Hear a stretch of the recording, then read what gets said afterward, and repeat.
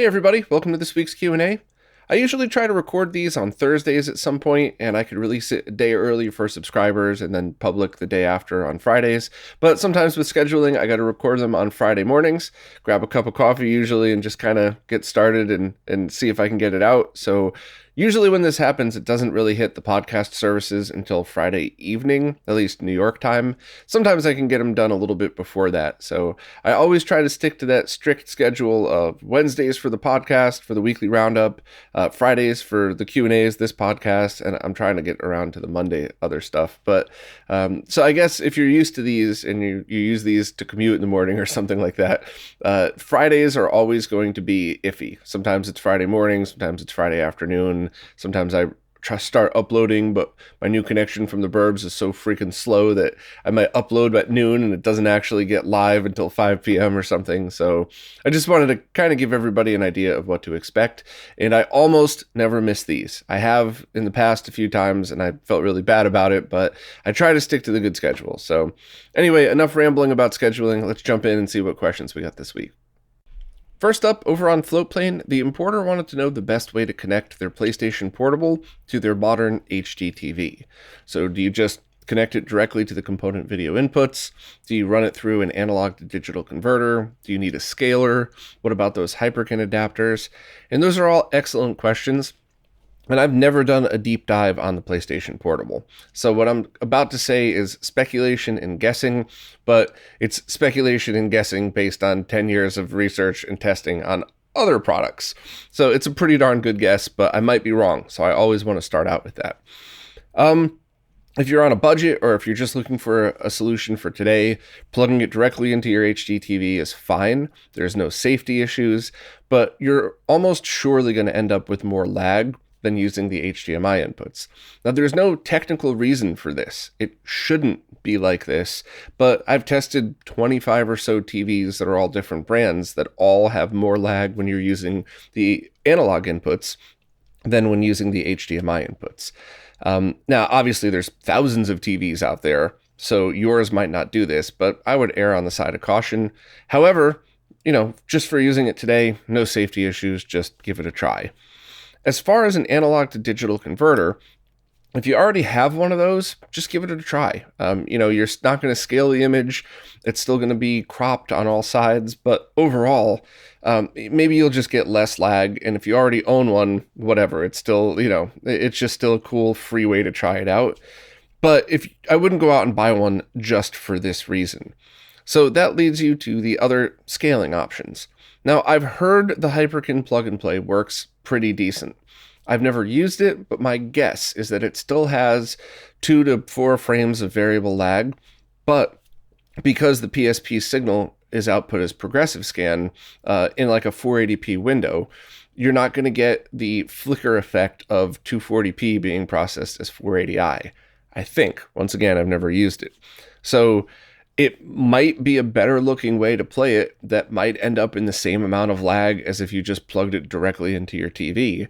So it might not be the worst solution for PSP. I'd like to test it someday just for the heck of it, but if you can get one really cheap, it might be worth trying out just with the mentality of this might not be the best solution, but I want to try it.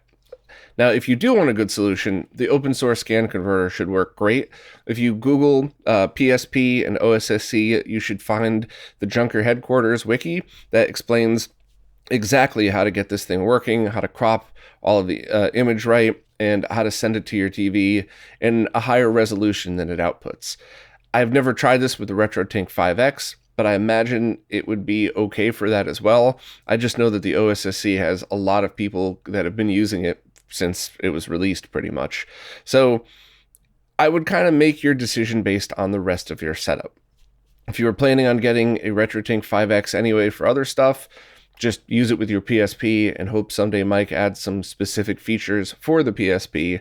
If you don't have any other of these devices, or if you're on a budget, the OSSC is still an amazing scaler. Just because new stuff comes out doesn't make the old stuff bad. It just, new stuff has new options to it. So And especially because you can get used OSSCs pretty cheap nowadays. So I would try looking into that if you just wanted a solution that you know would be a zero lag, decent solution that, that's not going to get outdated in the fact that it's not like you're going from a laggy solution to a zero lag solution. If you picked up the OSSC, it would be a perfectly good solution today or a possibly even better solution tomorrow. So that's probably a good one to go by. So base it on what other equipment you already own. And what you planned on buying anyway. But I think if you really want to do it right, get some kind of scaler, and my guesses would be OSSC or the RetroTink 5X. Over on Patreon, Gord Captain wanted to talk a little bit more about surround sound signals from classic consoles through HDMI. And I spoke to Dan, the creator of the Wii Dual, about this, as well as looked into it a little bit more. And I think my initial suspicions are probably correct in that to enable this mode, you very often would have to turn this on in the game. Not always, some just have it encoded in there, but always look for that as an option. And then you're probably going to have to manually enable it on your receiver. Now, it's been 20-something years since these things came out, and while my memory is usually really rock solid, stuff like this kind of blends together because there's always so many updates and it's always changing. But I vaguely remember having to manually select this on my receivers. So even though the signal was already in the analog outputs and, the encoded surround sound signal, if I just left my stereo on the 2.0 setting, nothing would happen. I would have to manually set it to the Dolby Surround, Dolby Pro Logic 2, whatever it was. And it might still be the same way regardless of if it's HDMI or not. Now, maybe there's something that could be done in hacking to get this signal detected automatically, but that probably isn't realistic because it might even have to be a per game scenario. So I would really just do this manually anytime you could, and also understand that any device that you put between it could potentially affect it. Now, with digital signals, it should be a little bit easier, but I've definitely seen TVs with options to change the decoding of the HDMI when you output audio. So if it's a scenario like HDMI modded console to HDMI input of the TV, optical audio out of the TV into your receiver, that might cause some issues. That might change the sound somehow. So it sounds like the more I research it, the more it's a per setup, per scenario basis that people just need to try on their own and see the best way to do it. And luckily with stuff like the Wii Dual, you could totally take the HDMI output, put it through an HDMI switcher and put it into your TV, and then just take the analog audio outputs and put that directly into your receiver and just kind of treat it the same way you would have treated it when the console was new. So, if anybody has any other thoughts on this, I am all ears, but at the moment, I think the best answer to this is everybody's setup's going to be a little bit different, and you're probably going to have to manually enable it whenever possible. But hey, I'm wrong all the time. I never mind being wrong, so if I am wrong, let me know, but it seems like a pretty solid answer. PS3 Inquisition is having a problem with splitting an HDMI signal coming out of the RetroTink 5X. So they have a ShinyBow 4x2 component matrix switcher, and one of those outputs is going into a CRT with component inputs, and that's fine, so we could just forget about this for the rest of the example. But the other output is going into a RetroTink 5X, and there are two digital displays that PS3 Inquisition wants to connect to that. And if each are connected one at a time, they work fine, but if they put a splitter in between, they're not getting signal on one of the monitors. So that's pretty rare. I have seen splitters not work properly with certain setups. There are EDID requirements that sometimes can't be detected. So one of the other monitors seems to be a 4x3 LCD with a DVI input, not an HDMI input. So that would be my guess as to why that's not working. It's because whatever switch you're using is looking for some kind of EDID that tells it what's there. So you also mentioned that you were using a soundbar with this as well. So what I would do with troubleshooting this is, first of all, obviously make sure to get yourself a splitter that has audio breakout so that if you wanted to, you could connect your soundbar separately and not have to worry about this. Or if you're using HDMI pass-through of your soundbar, you might want to try skipping that to see if that solves the issue. Soundbar aside, at this point you could swap input or outputs of the HDMI splitter and see if that does anything, or just try a different splitter.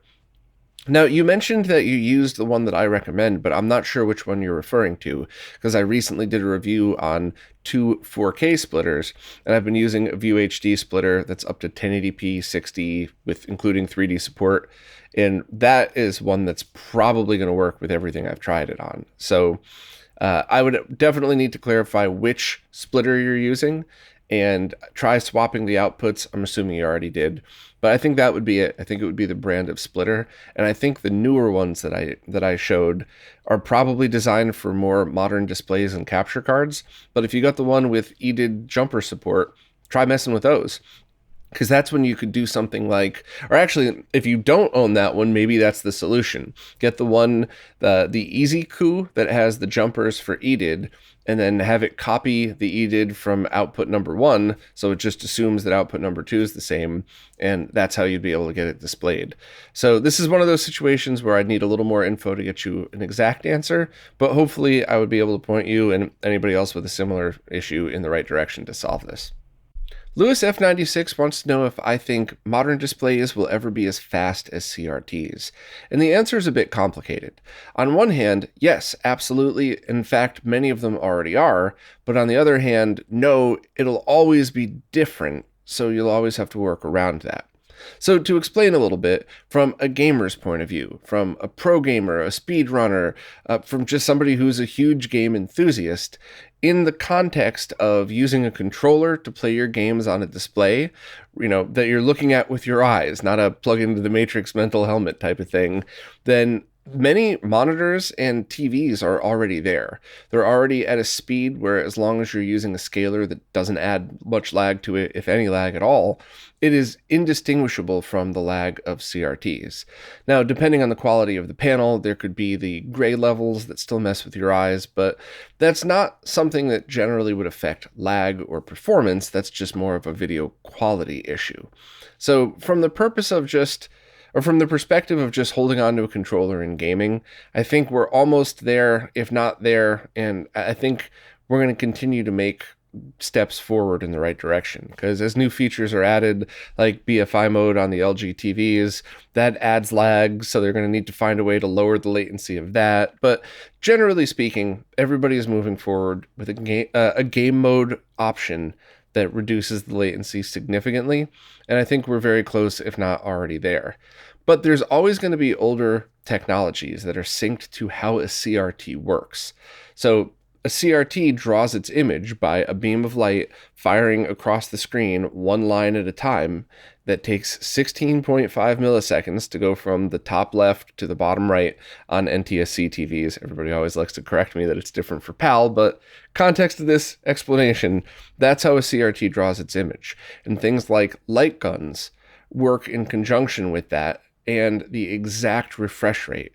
So it's possible that you could get a zero lag flat panel that might work with light guns, or it might work with the Sega 3D glasses, but those are things that I think could possibly be accomplished, or problems that could be solved in other ways, and I don't think that's something that display technology would really want to worry about, because it is kind of a niche case. So you have the Sinden light gun, you have the gun to IR. Oh man, I forgot what JB's invention was. I'm so sorry, but there's a bunch of different things that are coming out to solve this issue on original consoles and with emulation.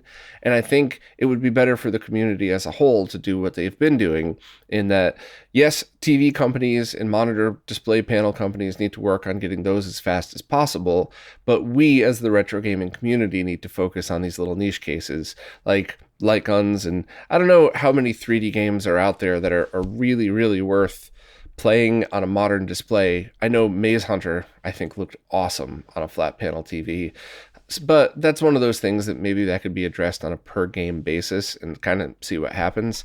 So yeah, once again, the short answer to your question is a lot of them already are as fast as CRTs from a gamer's perspective, but there might not ever be a true replacement for the look, the mask, the natural flicker that occurs that your brain definitely processes even if you don't realize it's happening, and extra peripherals that are designed for the way a CRT works.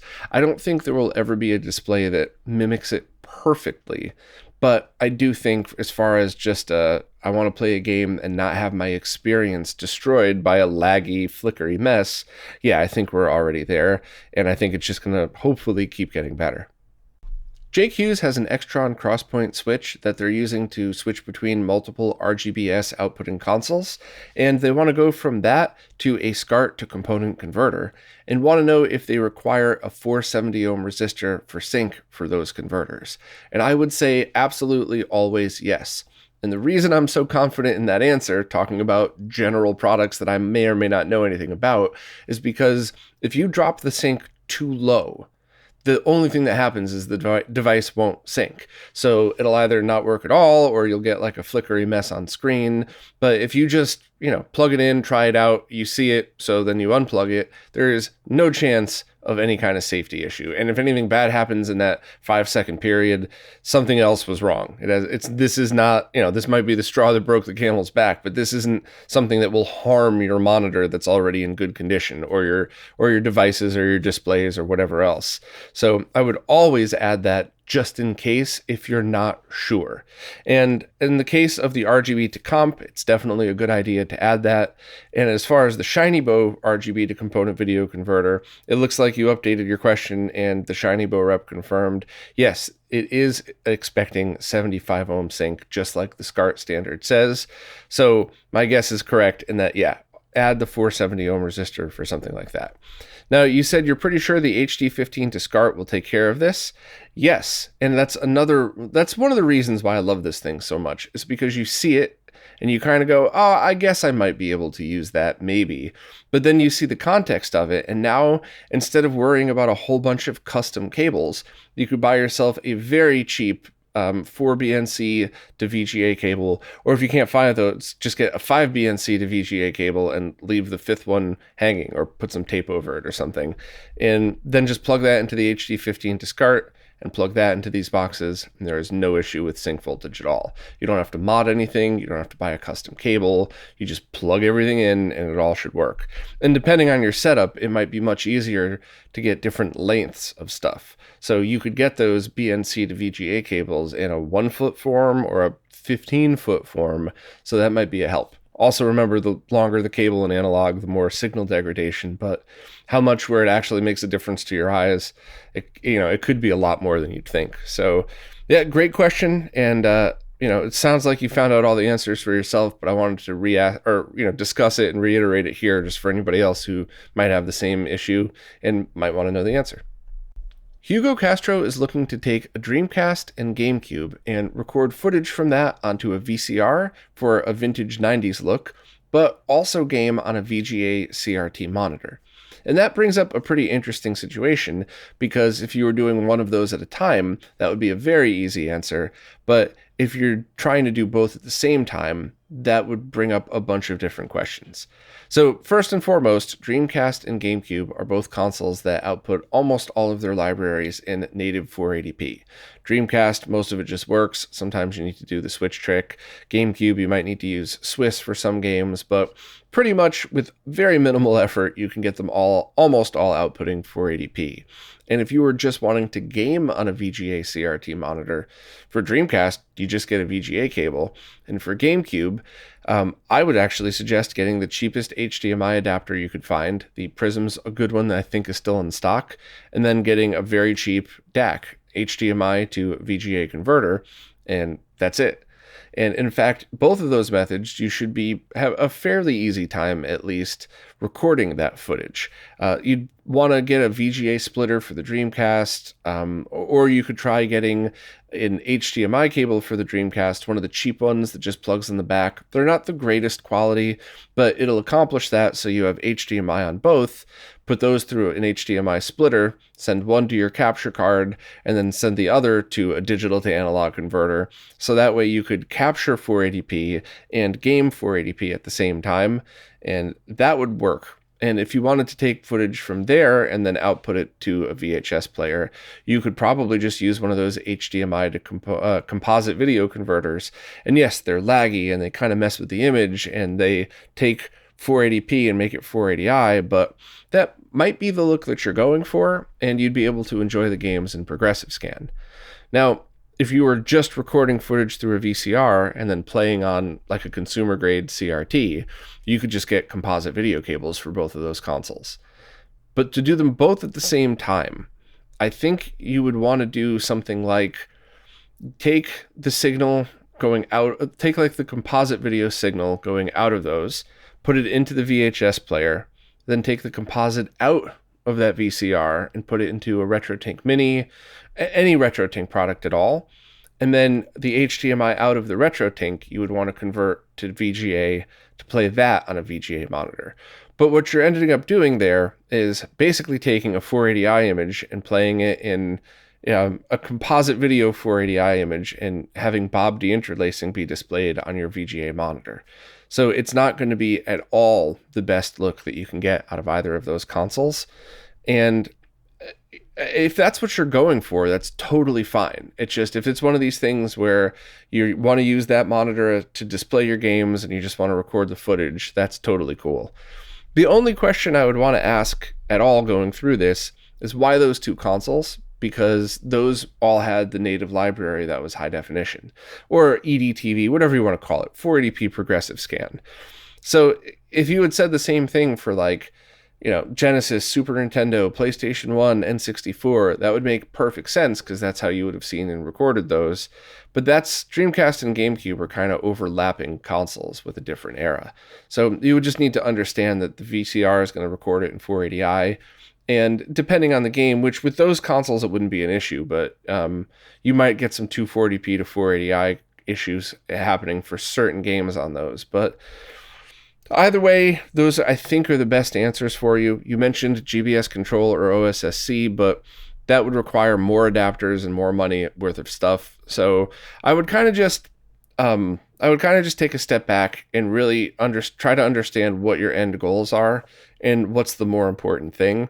And it might just be beneficial for you to pick up a cheap consumer grade CRT with a composite video input and do it that way. Run it, the composite inputs into a VCR, the composite output into the CRT, and just game and play it that way. It might just be much cheaper overall, because if you could find a CRT cheap or free even, and as long as you have the composite video cables for those consoles, that's all you would need. So let me know if you have any other thoughts or if I could clarify anything, but it seems like a cool project. You just would want to have a solid grasp on the signals you're using and what the end goal would be for that.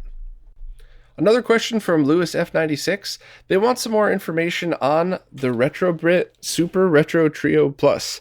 I actually just received mine in the mail, and I will be doing a review of this in the context of what these clone consoles with HDMI outputs could be used for, what are the negatives and what are the positives, if any.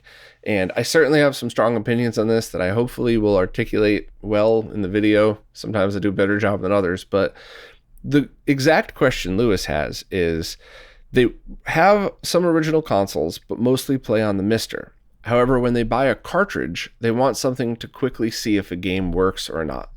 And for that use, I think that's awesome. And in fact, I would even consider buying the one without HDMI for much cheaper. And then just, however you could get composite video out to test it, I think that would work. If you already own a RetroTink, if you already own anything with a composite video input that accepts 240p, I think that's a great use for these consoles, especially if you could find one used. Some of them have kind of the death grip on the cartridges, so I would just be very careful inserting them and pulling them out. And of course, as always, make sure that you clean your cartridges before inserting them. Use isopropyl. Like whenever I buy a new cartridge, unless it's from like Brooklyn Video Games or a store that I've known, them, Forgotten Freshness, Retro Games Plus, like unless it's from a store that and you know how they clean their games, the first thing I would do is go home, open the cart, as long as it's one of those cartridges you could open without ruining the label, but I would open the cart, I would make sure to clean if it needs it at all, just like dust or something. Then I take isopropyl and wipe down the contacts. Then a pink eraser, basically like erase the contacts, and then isopropyl one more time, just in case your fingers touched it. You want to get the oils from your fingers off of that. Any residue left over, like just kind of a little bit of rubber left over from the eraser and clean that off and then put it back together without touching the pins and go from there. If the pins have rust on them, that's where you would want to be very careful, because you could say, oh, I bought a junk, a trio that barely works and only has composite video out, so I don't really care. I could just stick that in there. That is actually a bad thing, because little microscopic bits of rust will transfer onto the cartridge pins and could potentially transfer back onto other carts that you plug in there. Now, I'm being a little paranoid saying that, but I just know that so many people have rare and expensive games. And if you have a game collection where all your games are worth $1, maybe you're not going to care that much. I still would, to be honest with you. But if you have a bunch of very rare cartridges, you're not going to want to chance that. So that's when you would want to go into more extreme methods of getting the bits of rust out. But that's a conversation for another time, and that's way more advanced than the stuff that we're talking about at the moment. But in the context of what you want to do, yes, make sure everything is clean when you plug it in, just so that you don't transfer anything to another cart. And for that reason, you might even want to buy a new one, just so you know that no one else has used that trio before and no one's put a really rusty, dirty cartridge in there. But for just testing out to see if games work, yeah. The only thing you would want to keep in mind is not all of them process sound correctly, but you could just test that with anything. If you have the 240p test suite on a cart, or if you just have a game that you know for a fact always sounds the same way when you play it, plug it into that. And then if it sounds off, at least in the future, when you plug another game in, you're not going to go, oh no, the sound chip's broken on the game. You'll know that it's the trio, not the cartridge. So yeah, that's an excellent use for it. And if I remember, I'll try to bring that up in the review as well, as a way of just testing stuff. I think they're excellent devices. But depending on the clone console, I guess I should really change my wording for a clone console, because it is a clone, but it's not a dirty, it's not a negative connotation of clone. It's just a clone of the original that's legally made and totally fine to buy. But it is still a clone console, and most of them are pretty terrible. So I'll go into detail in the review. I'm going to be fair, because there are still uses for them. But overall, I would seriously consider only using it for stuff like this. But I'll have the review out hopefully within a few weeks. A couple of questions from Jason Guffey. First is about the HDMI 1.4 specification, and while I'm not an expert at HDMI specs, I think I have enough knowledge to answer this properly, but as always, please correct me if anybody finds out that I'm wrong about this. But basically, Jason wants to know why HDMI 1.4 devices cap out at 4K 30, and then HDMI 2.0 devices cap out at 4K 60. And I'm pretty sure the answer to that is just because that's what's programmed into the spec and into that chipset, and nothing else. I've definitely had TVs that only accepted up to 4K 60. That specific model Seiki that's compatible with the ZSWorks kit by itself is definitely only 4K 30 compatible. And I just got rid of a monitor from Samsung that accepted 4K 60 over DisplayPort, but would cap out at 4K 30 over HDMI because of the spec. So obviously there's nothing about that display that's stopping it from doing 4K 60. It's just the HDMI spec. So I think that's pretty much it. I think it's basically encryption and security and, trying to follow all the rules to match up to a spec so that all devices are compatible. I don't think you'd ever run into a Blu-ray player that would only output 4K 30 out of a hardware limitation. I think peripherals like that, it's the same thing. It's whatever HDMI chipset is in there. So I think it's just a limitation of the chipset and basically just another stranglehold on our HDMI devices. Because while the specs have done a lot of good for compatibility, all the security that's built in there is annoying, useless, and stops us from watching content on slightly older devices. And the encryption's always killed within like a day of it being released. So it is just a useless fight that shouldn't even be there. Sorry, a little passionate opinion on that. Next, they're looking to digitize some old family videos on VHS tapes, and they're wondering how they should go about doing this. The answer to this is always going to be, how high a quality image do you want? So a very common scenario is a friend of mine will say a family member of theirs has passed. They had a couple of VHS tapes of them and they want to digitize it to put it on YouTube for everybody to remember.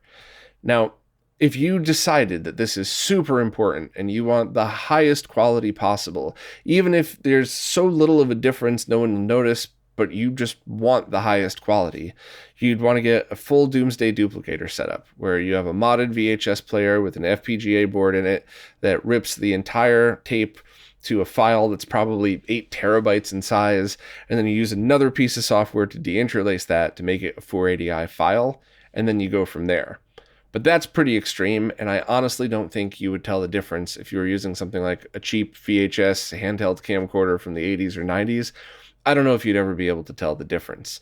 But there are probably three more scenarios in which you might want to seriously consider. And you would just have to decide how far you want to go with the quality part of it. So first, you mentioned that you had a VCR DVD combo player that could output progressive 480p over component. So that means it's probably just a very cheap and basic deinterlacer built in. And it's meant for TV signals, as it should be, so you're not going to get the flicker of Bob deinterlacing, but it's also not going to be the world's best deinterlacer. But you could record it in its native 480, well, not in the player's native 480p output, which means it's a much smaller file on your computer. And then you could save those, archive it, and not really worry about it. And then use very basic software to upscale it. I think free software is available to do that kind of upscaling. And you could make it 1080p, 4K, whatever you want. And it's a stretched image. It's not going to look nearly as good as a native 4K or 1080p image. However, you're not relying on anybody else's player to then scale it. So like if you upload a 480p image to YouTube, it's going to get compressed as a 480p image, and then your TV is going to have to stretch that to the higher resolution.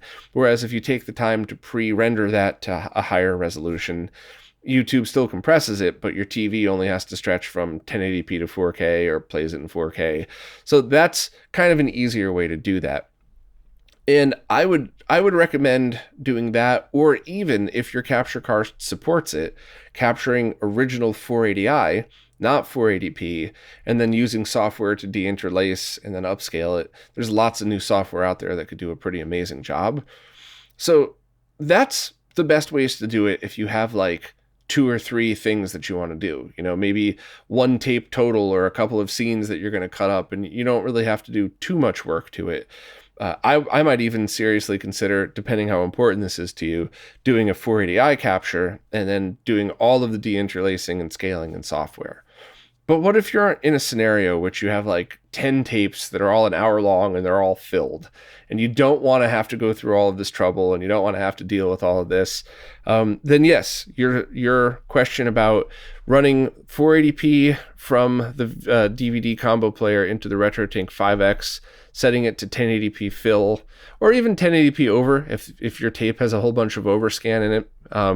But just doing that, recording it in 1080p, saving the files and archiving them, that's a perfectly good solution. It might not be as good quality as the others. If the source tapes are already degraded a lot, you might not ever notice a difference, and it's the least amount of work possible. You'll have a little bit more space taken up on your hard drives, but if you have big hard drives, that doesn't matter at all. It might not be as good quality as doing all the work yourself, but it's a perfectly good option. And you have everything set up right. The deinterlacer of the combo player isn't going to be the best, but it's meant for TV signals. And then you're taking the RetroTink 5X scaling. I might even add a smoothing filter to that, or at least play around with it, because you probably won't want to have that be sharp scaled. But now there's a bunch of different options on the RT5X that you could use for that. So that's definitely a great way to do it. And it really just comes down to how many of these videos do you want to do? How important is the quality to you? Or is it really just a matter of getting this out to share with people? And that's the most important part. So I would choose between ease of workflow or how important the quality is and kind of go from there. Lastly, do I ever think certain companies with certain legal ninjas at their disposal might ever come after me for openly admitting to be a dirty pirate? Or do you think they have bigger fish to fry? If they ever felt I was a threat to their bottom line, I'm sure they would. if the world were fair, they wouldn't be able to do anything about it because you can't get in trouble for just talking about this stuff. And I'm not selling anything. So it would be very hard for them to win, but they could take me to court and I'd have to pay a lawyer. And if I didn't pay a lawyer and represented myself, I could do something stupid and lose. So it's one of those things where they could make my life miserable, but I don't think that would ever happen to me because the majority of what I do, even standing here calling myself a dirty pirate, saying that I've stolen all the ROMs in the world, I promote more of their sales than I ever would take away from it. And once again, I don't sell other people's intellectual property. So it would be very hard to prove anything in court that I'm doing wrong, because it's not like I'm saying, hey, here's 500 ROMs that I downloaded. I'll sell them to you for $10, which is a really shitty thing to do, by the way. But people out there do that. I would never. But I don't do any of that. So I think it's the opposite. I think most of these companies are like, well, I really wish, people wouldn't promote piracy. But ever since that N64 video popped up, I got 100 more subscribers on the Switch Online. So, hey, even if he's telling people one thing, it's promoting the other. So I think I'm pretty safe. I could be wrong. I could be served with a legal notice tomorrow, but I'm not the slightest bit worried because I never take money out of people's pockets. And even with all of this ROM cart talk, there's been so much of the retro gaming world booming with collector's items that retro game stores are still getting more business.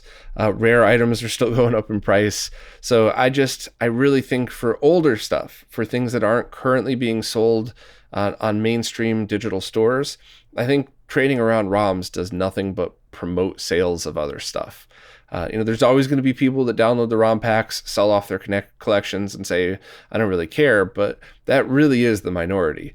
Usually people who download these discover more things they like and are able to cultivate, I don't know, that's probably the wrong word, but to curate a collection based on their tastes. So rather than saying, oh, this is a rare game, I wonder if it's good, let me save up my money and spend $500 on it, they get to play it and all of the other really rare games and go, I don't really care about that one game. I thought I did, but these two are awesome. And I want the original and I want the artwork and I want so yeah, it was a really long way of saying, no, I'm not the slightest bit worried because I think I promote way more sales than I do thievery.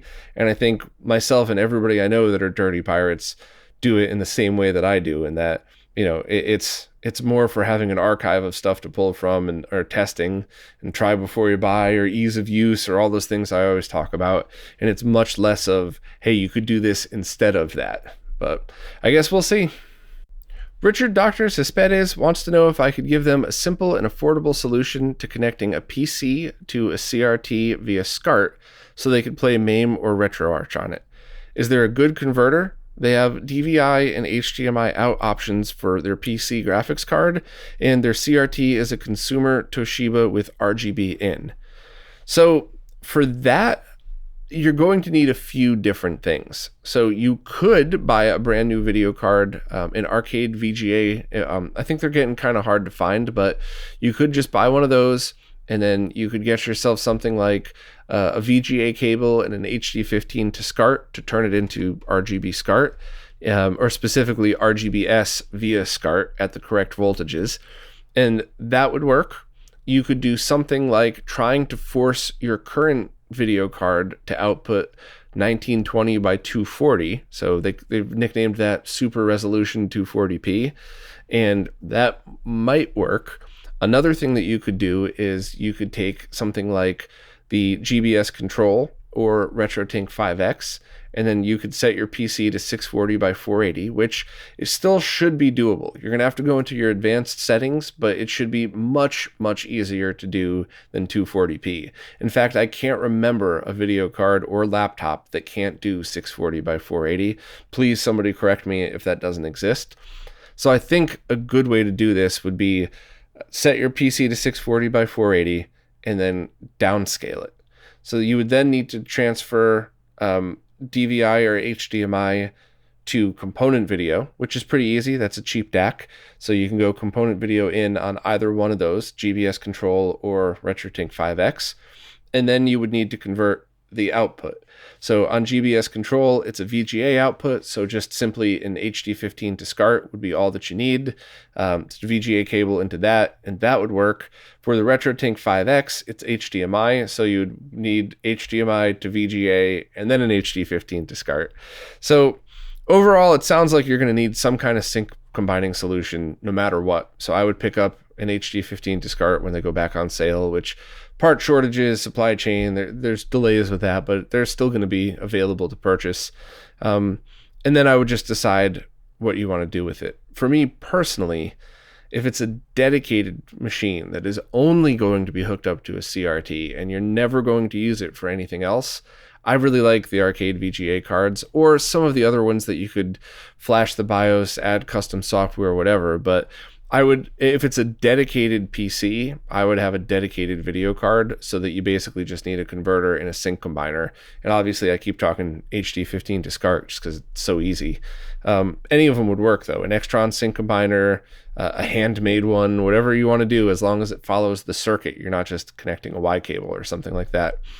But if it's a multi-use machine, I would look into downscaling just because all you have to do to turn it back to a regular PC is just change the resolution. So it should be fairly easy. And I think you should be able to do something like have your main monitor hooked up and then have your second output go through the downscaler to the CRT. So you don't even really need to change the way your PC boots. You could just, drag MAME over to the other one, open it full screen. I've had issues with that in the past, but you should be able to pull it off. So yeah, simple and affordable is not going to happen, but simple enough and not too crazy expensive is what you'd really need to decide on. So if you want more info, let me know, but that's always a tricky one. Earth to Brooks just installed a NESRGB, and everything works great except they get diagonal lines of dark interference across the image, most notably when the screen is scrolling. They used an SNES type multi-out they got from Retrofixes to wire everything up, and they admittedly used the cheapest S-video cable they could find on Amazon. Sorry if you're tired of answering this kind of thing, but is the cable most likely the culprit, or could it be something internal that they should check out? For the record, it's the same S-video cable produces a fine image with their Super Nintendo, N64, and GameCube. So, well done already doing some troubleshooting steps. That was going to be my first thing, can you try that cable on other consoles? And if you plug that into your SNES, and especially if you play something like one of the first levels of Super Mario World where there's a very blue background and you don't see any interference, it's probably not the cable. What that sounds like is it could be the power, the DC to DC voltage regulator, or your power brick. So I would make sure that you're using 7805 or the new 7805S DC to DC voltage regulators. If your kit told you to uninstall it and install one that doesn't have a heatsink, that's probably the issue, because those things do exactly what you're seeing. The other thing I would check is, what about your external power supply? And if there's any question, I would grab a triad power supply, which is the ones I always talk about. Links are on firebrandx.com. I'm not sure where you're located, so you might need to pick up a international one. Castlemania sells the US ones. I should probably just throw links to that. Just make sure it matches whatever your console is. So I guess external power supply, if you're using one of those cheap 3-in-1 PSUs, just throw that thing in the garbage, respectfully. Sorry, I know a lot of people get upset when I say that, but I wouldn't risk my old consoles with those. So make sure you have a good external power supply and check the voltage regulator on the inside. Make sure it's still the one that requires the heatsink, and you might want to just swap that out. They don't usually go bad, but in a console this old, it's time. I mean, it's time. You're going to need to do it at some point. Might as well use that as a troubleshooting step. And if you have a new voltage regulator, it's the one that requires the heatsink, you have the triad PSU, and it's still doing this, that's when you need to go down a much deeper diagnostics of it, because I've seen some revisions of Famicoms that just have jail bars no matter what you do, whether it's stock, whether it's NESRGB, you change parts around, change RAM, it's just some board revisions stink. So I would start with power and then kind of go from there, and I would hope that it's power, because those are infinitely easier solutions than the rest. But good luck, and let me know if you have any other questions. The Retro channel wanted to chime in about a question from Marco last week regarding how to read CRT hours on consumer-grade CRTs. So with regards to the power on hours, most are expressed as a hex value. So in their case, when you open up the service menu and you see 046B, that would translate to 1,131 use hours, which means it is a very new CRT. 1,000 hours is not even broken in yet. The limit would be FFF, so 65,535 hours. After that, they probably clock over. So it's either really low or incredibly high, or maybe somebody has found a way to wind back the clock on the odometer. So I guess look at the CRT. If you power it on and it's dim and there's burn-in and it's kind of yellowed, then it's most likely got over 65,000 hours. Or if you turned it on and it looks crisp and new and nice and bright, then you probably do only have an 1,100-hour CRT, and you should be very happy with that one. The Retro channel also said they asked about adjusting the flyback screen controls. Personally speaking, they just leave it alone unless you're sure there's an issue with the screen voltage being too low or too high. Yes, having it set too high will shorten the life of the CRT, and setting it too low may do the same thing, as you'll likely need to increase brightness and or contrast to compensate.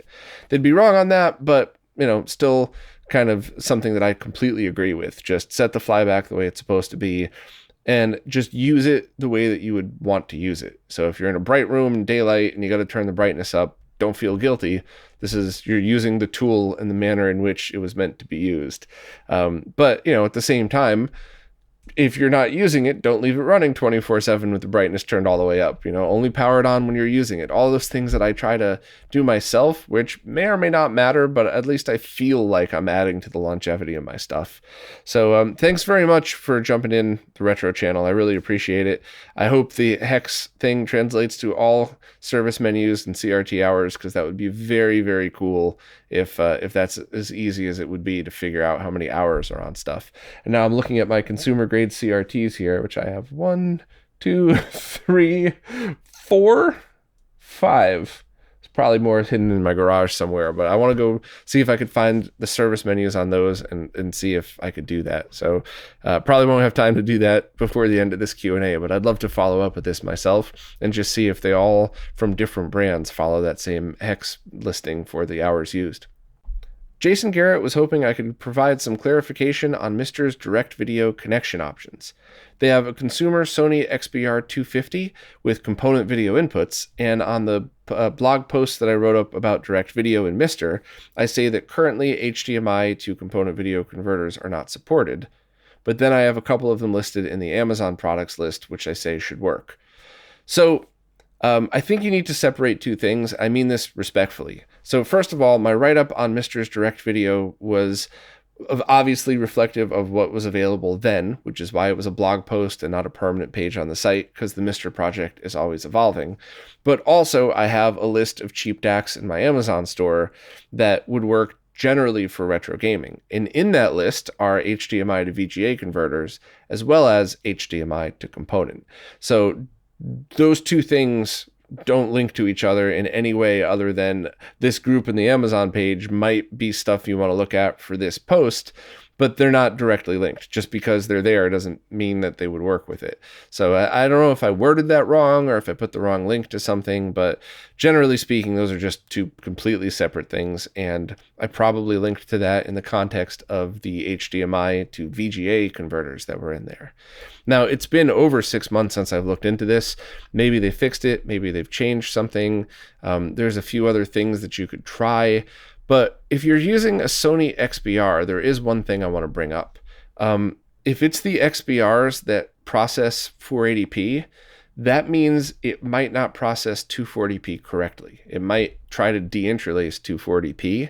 So if that's the case, I don't remember using an XBR 250, but if that's a 480p model, and if it processes 240p wrong, you might just want to set the Mister to 480p, add scan lines, just basic horizontal scan lines, and not use direct video mode, just standard 480p, and then the HDMI to component video converter would work. You don't need the scan lines, but then when you add them, it provides a very close look to standard RGB, which is kind of what I went through in the Connect Classic Consoles to VGA Monitors video.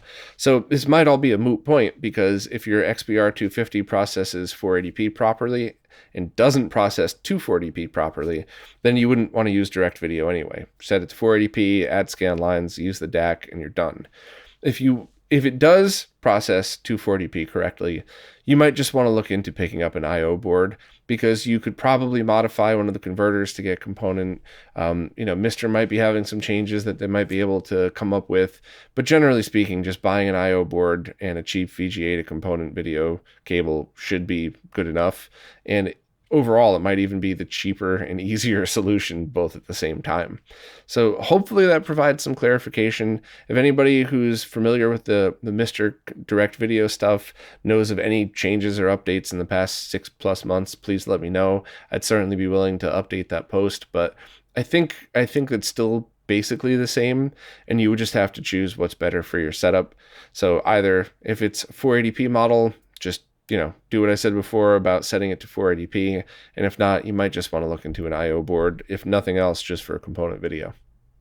Before I go, I just wanted to mention that website, ko-fi.com, or like the Buy Me a Coffee one, has just added a whole bunch of new options, a news feed, monthly subscriptions, and all that stuff.